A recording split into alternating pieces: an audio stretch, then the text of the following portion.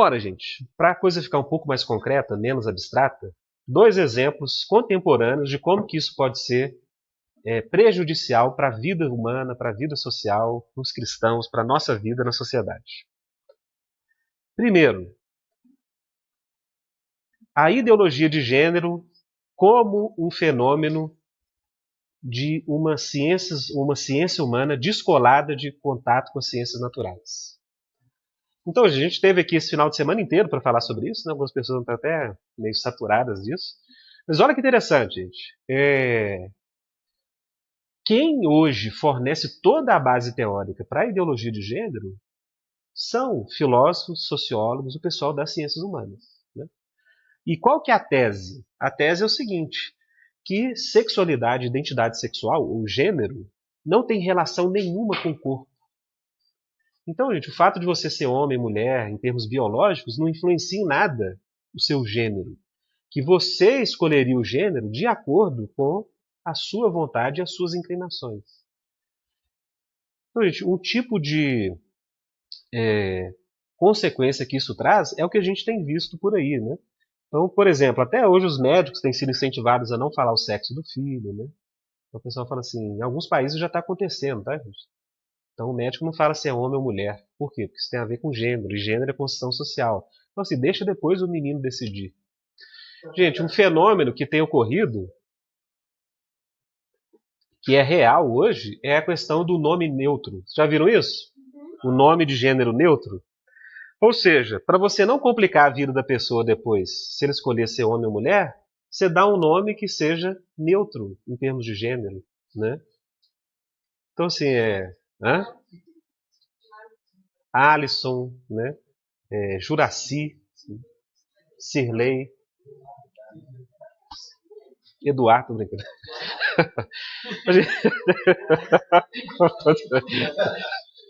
Tô brincando. Pessoal, mas isso está ocorrendo. Gente, e grande parte do sucesso da ideologia de gênero é de fato, gente, porque não há um diálogo com as ciências naturais. Ou seja, a questão do corpo, da estrutura biopsíquica é totalmente ignorada e o que se leva em conta é somente cultura e história. Né? Ou seja, homem e mulher são construções sociais, né? Isso não deveria existir, existem outras categorias possíveis de sexualidade, então deixa a coisa toda solta em termos de relativismo aí cultural. Então, gente, a Judith Butler, que veio aqui no Brasil, né, o povo até meio que, acho que não agrediu não, né, gente? Xingou tudo, falou para ela ir embora. Enfim, foram agressivos assim verbalmente, mas acho que ninguém chegou a agredir fisicamente. Mas enfim, ela diz o seguinte nesse livro, né, The Gender Trouble. O gênero é uma construção cultural. Por isso, não é nem resultado causal do sexo, nem tão aparentemente fixo como o sexo. Tá vendo? Ou seja, gênero não tem nada a ver com o corpo, o sexo que a pessoa nasce. O homem e masculino poderiam significar tanto um corpo feminino como um masculino. Mulher e feminino, tanto um corpo masculino como um feminino. Gente, a Judith Butler, ela se considera, né, uma pessoa de gênero fluido. Ou seja, que é, gente, a pegada do Pablo Vittar. O Vittar, eles perguntaram, e aí, Vittar, você é lésbica, você é gay, o que você é? Ele falou assim, não, eu sou fluido. O dia que eu decido ser uma coisa, eu sou, e outro dia eu decido ser outra coisa. Então, gente, esse é o tipo de fenômeno. Lembrando, gente, isso não é só algo popular, isso tem embasamento nas discussões contemporâneas das ciências humanas. Tá? Muita gente defende isso na área das ciências humanas. Agora, no outro lado, qual que é o risco do cientificismo sem uma mediação de cultura e de valores? Ora, gente, a gente tem um risco, por exemplo, do que eu chamo aqui de novo racismo. Né? Ou seja, alguns insights da genética contemporânea têm levado algumas cientistas e alguns, enfim, comentaristas importantes na área das ciências biológicas a retornar com um conceito de raça. O pessoal está propondo isso. Ou seja, que o abandono do conceito de raça teria sido um equívoco em termos científicos e que, de fato, existiriam raças humanas distintas. Tá? Ou seja, existe a espécie humana, mas existiriam várias raças humanas distintas. Então, gente, hoje o cara que é o mais conhecido aí no mundo é um comentarista da área de ciência do New York Times e um dos mais respeitados no mundo, que é o Nicholas Wade. Ele escreveu um livro, gente, chamado Uma Herança, digamos, Problemática. Né? Uma herança problemática. que seria o quê? Os genes, a raça e a história humana. Então, gente, a Folha de São Paulo produziu um artigo dele dizendo ciência, né? No campo aqui na seção de ciência. Raças existem mesmo que alguns não acreditem, diz jornalista científico. Então, gente, imaginem só. Toda a discussão do início do século XX, que levou, né, a regimes como o nazismo. Aqui no Brasil, gente, se a gente lê a história do Brasil, as políticas públicas racistas do governo brasileiro eram muito fortes, né? Então, por exemplo, Nina Rodrigues, né, era um médico que propôs essa teoria, né, de que a raça negra teria ou traria para o Brasil uma insuficiência em vários campos no futuro. E aí o governo brasileiro estimulou imigração para cá. Viu, gente? Muito da imigração europeia também teve um impulso por causa das teorias racistas do início do século XX. Então, eu digo aqui uma frase desse livro do Nicholas Wade, que é interessante, né? A ideia de que as populações humanas são geneticamente distintas umas das outras tem sido ativamente ignorada por acadêmicos e formadores de políticas públicas por temor de que tal inquirição possa promover o racismo. Ou seja, o que ele está falando? Olha, pelo medo de racismo, o pessoal está ignorando o que a ciência está trazendo de insight.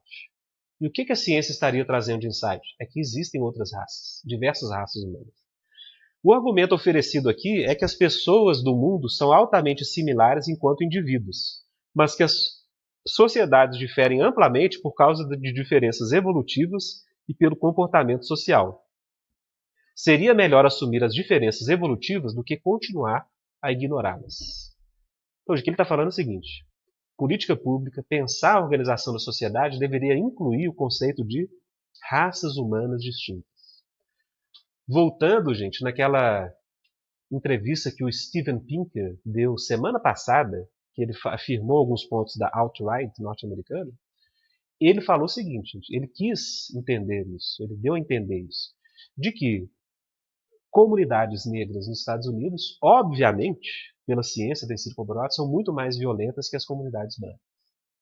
E o que ele quis inferir com isso? É de que, de fato, existe uma diferença racial. Ou seja, raças diferentes produzem comportamentos sociais diferentes, e isso deveria ser agora incluído na formulação de políticas públicas. Então, gente, o que o cientificismo leva, digamos, sem nenhum tipo de consideração de aspectos da vida humana que estão para além do biológico, mas que podem controlar o biológico, eu vou voltar nisso, mas levam a esse tipo de tese, né, de que não haveria um filtro de agência humana para, digamos, mediar nosso comportamento. Os nossos comportamentos, em última instância, seriam fruto de quê? De pulsões biopsíquicas. E se a gente veio de um processo evolutivo e por causa das migrações, grupos humanos distintos desenvolveram genéticas distintas ou raças distintas, que, portanto, esse tipo de evolução e esse tipo de diferenciação genética explicaria os diferentes comportamentos de comunidades humanas. Gente, o pessoal defende isso, sim, abertamente, tá? Então existiria, sim, uma raça ligada às migrações, ou os negros que ficaram na África, existiria uma raça diferente do pessoal que foi para a Ásia, por causa de ambiente, adaptação, explicações evolucionistas nesse sentido. Então, gente, a coisa vai pegar. Né? O que eu estou falando aqui é algo assim, pode parecer abstrato demais, mas isso tem muita consequência prática. Muita consequência prática. Né? Isso pode virar, talvez, uma orientação de formulação de política pública, se a gente não solucionar esse impasse. Então, de um lado, você tem algo como uma ideologia de gênero, são dois exemplos que eu trouxe, mas tem coisas aí, várias, que também pululam. Então, você tem algo como ideologia de gênero, que quer também reformular educação na sociedade, leis como a PL, né, que eu li aqui de 2013, que querem, por exemplo, uma criança de 12 anos que quiser fazer cirurgia de redesignação sexual, que o Estado deveria prover pelo SUS essa cirurgia, tratamento hormonal. Gente, essa PL que está tramitando fala também, por exemplo, que se a criança não tiver autorização dos pais, que ela poderia apelar às instâncias estatais e os pais poderiam perder a guarda dos filhos. Então, gente, criança de 12 anos. Então, veja bem, por um lado você tem um tipo de ciência historicista levando a coisas como ideologia de gênero. De outro lado, você tem insights cientificistas com base somente na biologia ali, ou até a biologia, que levam a propostas racistas, né? E também formulação de políticas públicas nessa área. Então, gente, é um desafio grande. Para finalizar, Qual que é a nossa resposta a essa barafunda, né? Essa confusão aí, essa impossibilidade? Olha, gente, é de fato que de dentro da ciência somente você não tem uma solução. Ou seja, cada ciência especial, a partir de seus insights naquele campo, não vai conseguir construir um tipo de interconexão entre as ciências, ou um diálogo que seja realmente transdisciplinar, que venha superar essa tendência hoje desse dualismo. Então o que a gente está falando aqui é o quê? Basicamente, a gente precisa de filosofia, muita filosofia. E filosofia old school, tá? Seria filosofia que tenta mostrar como os diversos aspectos da realidade se interconectam. Tá, gente? Porque essa capacidade da filosofia de ser uma ciência que é arquitetônica, ou seja, é a ciência que fundamenta as relações entre os diversos campos do conhecimento, tem sido crescentemente abandonado, né? Mas essa é a ciência, gente, lá, os gregos, o início da filosofia foi isso, né? Ou seja, o que explica as coisas serem diversas e ao mesmo tempo interconectadas? E cada um dá uma explicação. Então, esse tipo de abordagem científica, filosófica, ela procura construir o que a gente chama de uma ontologia, tá? Ou seja, uma teoria do ser das coisas e como que as coisas se interconectam na realidade. E, em última instância, gente, uma filosofia ela teria como capacidade mostrar a coerência daquilo que é irredutível, tá? Então, dando um exemplo, como que você relaciona o biológico com o jurídico? Será que as leis têm que todas serem moldadas pelos insights da biologia? Não. Tem algum tipo de coerência entre essas coisas? Sim. Né? Ou seja, nosso comportamento também tem estímulos biopsíquicos. A gente não pode ignorar isso. Ou seja, são realidades que são irredutíveis entre si, mas que guardam algum tipo de coerência. Olha, gente, o que eu estou propondo aqui é que se não houver um passo atrás, lá de dentro dessa discussão da ciência, e a gente questionar de novo sobre a natureza da realidade, e como que a realidade é construída, quais são essas facetas da realidade, como que elas se interconectam, dificilmente a gente vai ter resposta para esse grande dilema, que é uma tendência crescente de um cientificismo crescente das ciências naturais e um historicismo e as ciências humanas totalmente descoladas de qualquer conexão com insights das ciências naturais. E aqui, de novo, o Stenmark vai dizer o seguinte, olha, eu sugiro que existem razões suficientes para negar que o cientificismo seja de fato ciência. Ou seja, gente, cientificismo não é ciência. O que a gente está tendo, na verdade, de um lado o historicismo e de outro o cientificismo é o quê? São visões de mundo, filosofias, visões religiosas que estão começando a orientar esses campos. E ele diz aqui, o cientificismo tipicamente é uma combinação de certas teorias científicas e uma ideologia ou visão de mundo particular, a saber, o naturalismo ou o materialismo. Então, gente, o Stenmark vai dizer o seguinte, olha, tem um naturalismo por trás do cientificismo. Enquanto a gente não, digamos, revelar que aquilo ali é mais religião do que ciência de fato, as coisas não caminham. O naturalismo e o materialismo não são teorias científicas, mas filosóficas. Então, gente, o que ele vai dizer de fato é que são filosofias reducionistas. São visões de mundo da realidade insuficientes. Gente, um grande crítico dessas tendências de, digamos, de caos entre as ciências, esse dualismo, é o Roy Clauser, que em termos de filosofia a gente segue muito o Hermann Doivert, né? Que é um filósofo que o Labrie sempre divulga, a gente traduziu alguns livros de Doivert. E o Clauser também tem essa mesma opinião. Olha, enquanto a gente não construir uma filosofia que interconecte essas ciências e que minimamente coloque limites às suas pretensões colonizadoras, as coisas não vão caminhar. Olha, gente, é óbvio que nenhum cientista vai querer ouvir isso, né? Eu não estou dizendo que é fácil, mas estou dizendo que eu realmente acredito que o caminho seja por aí. O que estou sugerindo, ele diz, é que teorias científicas incluem de alguma forma ou pressupõem alguma ontologia, enquanto as ontologias são reguladas por uma ou outra crença divina. Gente, o Clauser dá um passo além do Stenmark. Ele vai dizer o seguinte, olha, não é só que teoria científica é religião, mas tem um tipo de divindade ali que é uma divindade reducionista. Ou seja, aquelas crenças daqueles cientificistas ou dos historicistas são ideológicas e o que está acontecendo ali é o quê? Existe uma crença divina insuficiente. Ou seja, existe um ídolo operando nessas ideologias. E ele continua. Enquanto as ontologias são bastante explícitas sobre sua identificação de divindade, essa identificação pode ser apenas uma suposição de fundo no momento em que sua influência alcança uma teoria científica. Gente, o Clauser é riquíssimo nesse tipo de análise, tá? Ele vai dizer, por exemplo, o biologismo, né? Você querer reduzir tudo à dimensão biológica. Olha, gente, essa crença de que tudo pode ser redutivo à biologia é uma crença religiosa. Só que é um Deus pequeno demais. Por quê? Porque ele deixa de fora dimensões densas da realidade. Então, gente, o Clauser não fala só que a gente tem que apontar os reducionismos. Ele fala o quê? A gente precisa de uma outra ontologia. Uma ontologia de uma divindade que ultrapasse essa diversidade dos campos que as ciências ocupam.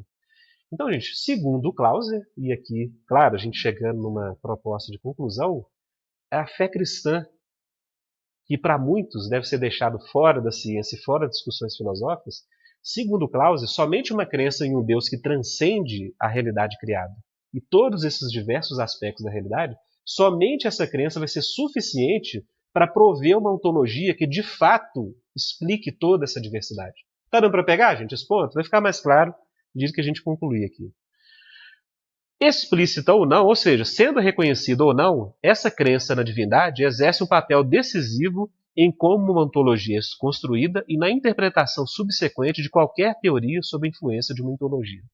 Então, para ele vai um passo além do Stenmark, fala, olha, toda teoria científica, de fato, tem alguma crença sobre a divindade, essa ontologia vai depender dessa crença e isso vai influenciar lá na ponta nos resultados também científicos. E ele fala aqui para cristãos em geral, teístas, né? Teístas deveriam desistir de tentar manter uma estratégia reducionista para as teorias. Ou seja, essa questão de você querer reduzir a sua explicação dos fenômenos a um só campo da realidade, isso deve ser de alguma forma abandonado, tá? Em lugar de batizar ou circunscrever teorias que de outro modo seriam naturalistas, eles, está falando para teístas em geral, tá? Deveriam buscar formas de traçar suas interconexões entre propriedades de todos os tipos e utilizar leis de todos os tipos em suas explicações. Desde o ponto de vista da transcendência divina, há fortes razões para pensar que cada aspecto da criação é igualmente real. Ou seja, existe uma dimensão histórica da realidade? Sim, a história é real. Todos nós somos impactados pela história. Então, por exemplo, o feminismo de primeira onda, ela tentou muito para isso. Olha, tem muitos papéis sociais que os homens têm que são construções históricas que, de fato, não representam a diferença que os sexos de fato têm. Ou seja, as mulheres poderiam fazer muito mais coisas do que estão fazendo. Gente, fato. A gente deveria concordar com isso. Agora, disso, chegar ao ponto de dizer que a história explica tudo e que não existe nem homem nem mulher, isso está vendo? Você pegou a história, considerou ela e agora você pegou a história e abarcou tudo a partir da história, né? De outro lado do exemplo, né, biologia. Ou seja, é um fato que os impulsos biopsíquicos influenciam o nosso comportamento? Gente, sim. A nossa estrutura humana de fazer cultura só é possível porque a gente tem esse corpo, né? Com os polegares livres, né? Já li um pouco sobre isso, é fascinante, né? Não existiria, gente, música, tecnologia, não existiria arte, não existiria medicina, se a gente não tivesse no nosso corpo os polegares livres em relação aos outros dedos. Coisa simples, mas veja bem, é uma estrutura biopsíquica que tem uma influência poderosíssima naquilo que nós fazemos na cultura. O que isso quer dizer? Gente, cultura não é uma esfera livre do arbítrio humano. Se você achar, por exemplo, que você como um ser cultural pode pular do telhado e voar, o que vai acontecer com você? Vai esborrachar no chão. Por quê? Porque as suas ações enquanto seres humanos, ou as nossas ações, todas são fundadas na nossa estrutura biopsíquica, corporal. Não há como fugir disso. Então, gente, as leis que Deus colocou na realidade, as leis que regem nossos corpos, têm influência na cultura também. Por isso a gente poderia dizer com toda certeza que ideologia de gênero é uma viagem, né? Gente, finalizando aqui, claro, gente, não vou trazer a solução final para esse dilema, né? Só vou apontar um caminho possível. Ou seja, o conflito do cientificismo, a reação exagerada das ciências humanas, pode ter um tipo de resolução por meio da construção de uma ontologia rigorosa, uma ontologia robusta, que interconecte esses campos e demonstre qual é a relação entre esses diversos campos. Ora, gente, vários autores têm surgido com essa proposta, não somente cristãos, tá? Isso é muito interessante. Hoje eu estava conversando com o Daniel, né, Daniel? Está fazendo o doutorado dele lá na tese do direito e impressionante, o Daniel está sugerindo justamente isso, né? De você fazer uma reconexão do direito com os valores morais. Ou seja, você reconectar uma ciência como o direito com uma realidade moral. Dois aspectos da realidade que hoje têm sido separados na teoria jurídica. Ele está buscando reconectar isso utilizando vários autores, né? Hegel, Heidegger, Paul Ricoeur, né? Que é um hermeneuta cristão até. Então, gente, nesse campo dessa ontologia de múltiplos aspectos, por exemplo, Nikolai Hartmann, que é um filósofo alemão, tem desenvolvido isso, né? Ou seja, a realidade tem vários níveis, e nenhum desses níveis pode ser considerado como mais fundamental do que o outro. Ou seja, o lado biológico da realidade, gente, não é mais importante que o lado econômico. São aspectos igualmente necessários, interconectados, e eles têm um peso na realidade que deve ser respeitado, né, na sua diversidade. Um filósofo cristão que tem proposto isso também é o Hermann Doivig, né? Ele já vai um passo além, diz que crenças religiosas vão ter impactos em ontologias mais ou menos reducionistas. Ou seja, gente, uma teoria como ideologia nazista, né? É um reducionismo. Você reduz o comportamento humano a explicações puramente raciais, né? No caso ali, de insights da biologia da época, mas que está voltando, né? Ou seja, você reduz toda uma sociedade a um tipo de insight de uma ciência específica. Isso gera reducionismo.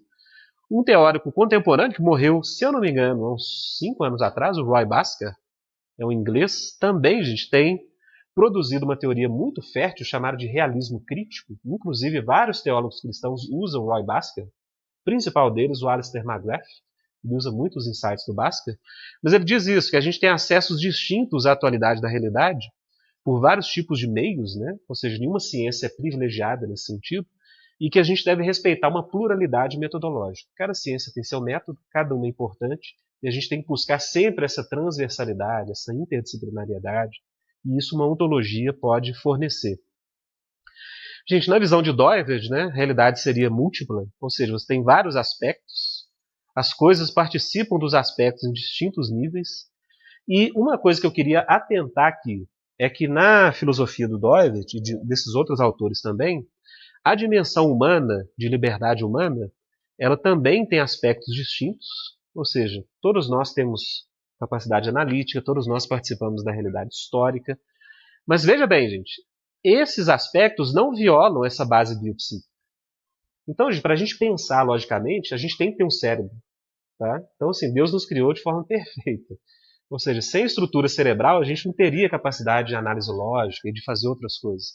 Então, o ser humano é integral nesse sentido. Tá? E essas dimensões da mente e do espírito, elas não violam as outras dimensões. E elas são interconectadas. Né? Então, gente, em lugar de um dualismo que as ciências contemporâneas têm colocado, nessa ontologia aqui, cristã, especificamente do Doivig, você teria um contínuo aqui. Ou seja, você tem uma base biopsíquica, digamos assim, Deus governa sobre essa base psíquica de forma direta, biopsíquica. Né?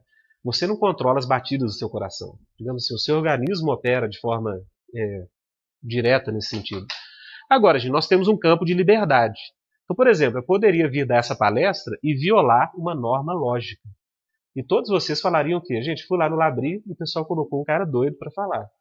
Porque ele não falou coisa com coisa, não tinha conexão, falou coisas que não tinham nenhuma relação com as outras. Ou seja, eu estar comunicando isso com vocês agora quer dizer o quê? Que, de alguma forma, eu estou respeitando essa dimensão normativa da lógica. Ainda que eu tenha tido alguns tropeços durante a palestra. Depois vocês podem conversar comigo. Mas, gente, o ponto aqui existe uma normatividade nos campos que a gente chama da cultura. O que isso quer dizer? Gente, o ser humano não cria todas as coisas do nada. Quem cria todas as coisas do nada é Deus. E o ser humano participa da cultura a partir das possibilidades que o Criador dá.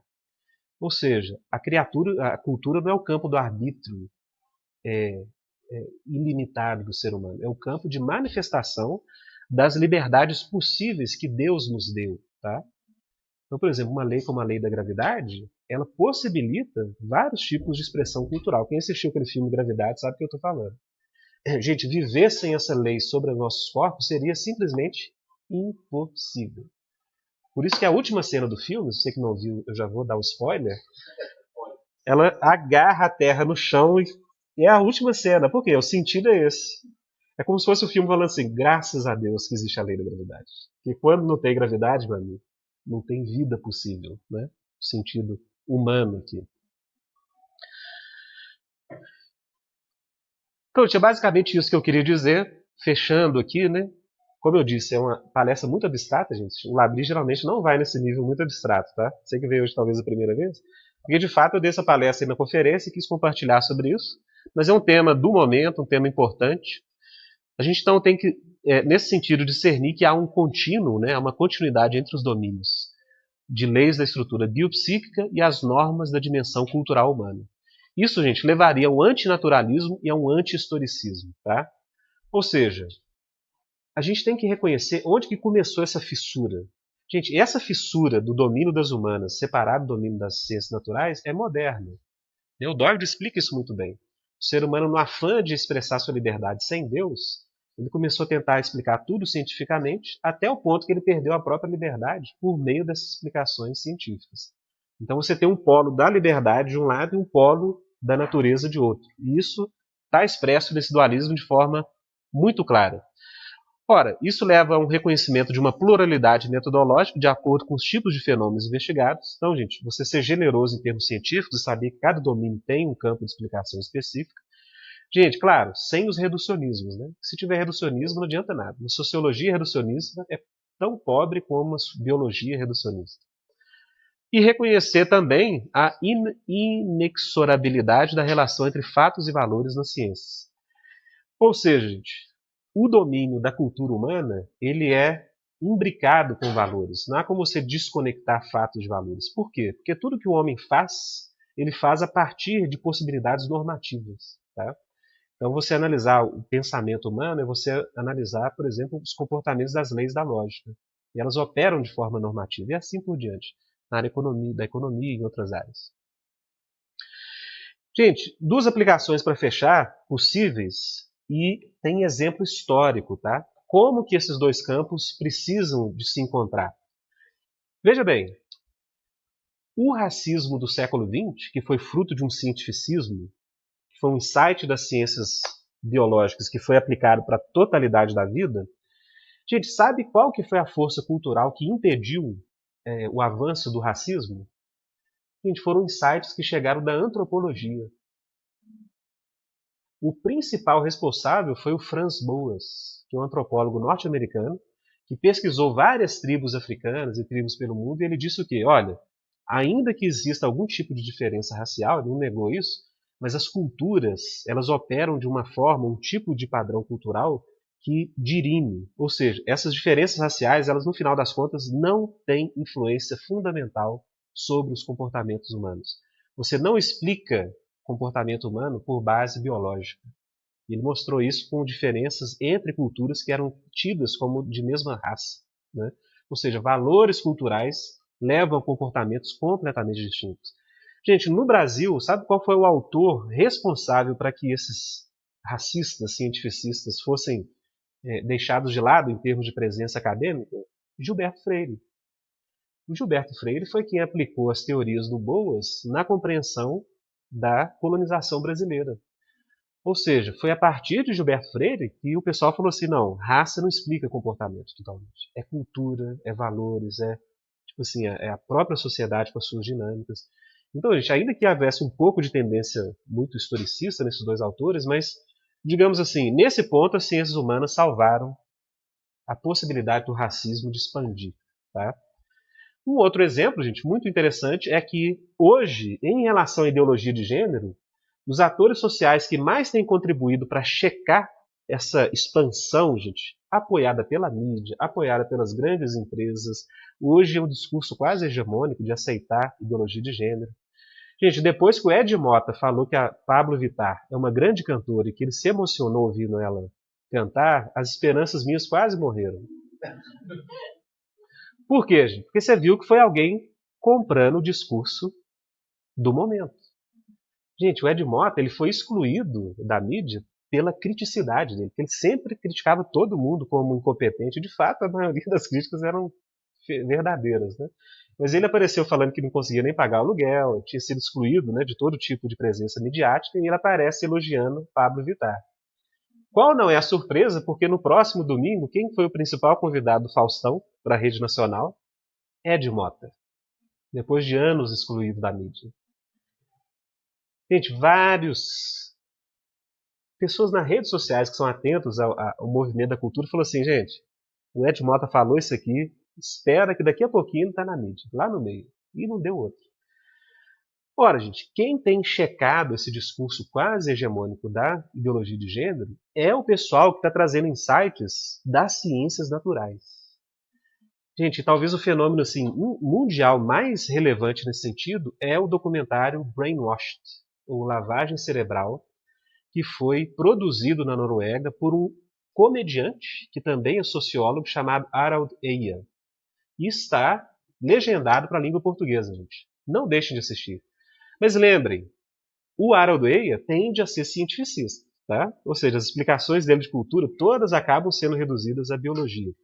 Mas ele derruba os argumentos assim, por meio de vários cientistas, inclusive o Steven Pinker está lá no documentário, ele derruba completamente o argumento da ideologia de gênero a partir de pesquisas das ciências biológicas. É fenomenal. Ele mostra e fala assim, gente, ideologia de gênero é, em grande medida, uma ilusão. E vários experimentos relevantes das ciências naturais mostraram isso. Ora, gente, então é basicamente isso que eu queria compartilhar. Há uma possibilidade de cristãos, de novo, se cristãos podem construir uma ontologia que abarque as diferentes disciplinas científicas e traga uma interconexão entre elas, de forma mais promissora que o naturalismo pode fazer, ou o historicismo, então, gente, há, digamos aí, um campo fértil para cristãos em geral, teístas, né, como ou cristãos que usam aquelas filosofias do Basquiat, né, do Nikolai Hartmann, do Doivert, e assim por diante. Ou seja, nessa guerra cultural, quem sai perdendo são os seres humanos, né, em geral. E a gente está aí uma oportunidade para que a gente tenha de novo algum tipo de voz a respeito disso e de forma rigorosa e respeitosa por uma filosofia, até a teologia e outros campos também. Gente, obrigado.